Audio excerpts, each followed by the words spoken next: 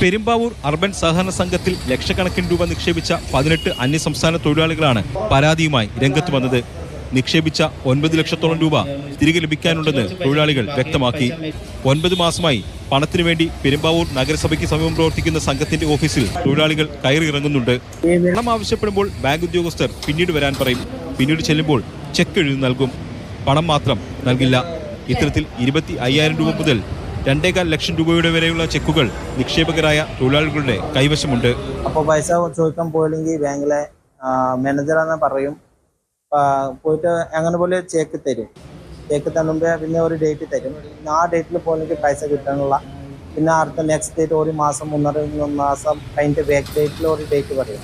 അങ്ങനെ പറയട്ടെ പിന്നെ പൈസ കിട്ടുന്നില്ല. മാക്സിമം നമുക്കൊരു 8, 6, 9 മാസമായി പൈസ കിട്ടുന്നില്ല. ഹായ്, നമസ്കാരം. ബംഗാളി വരെ പറ്റിക്കേണ്ട അവസ്ഥയായി.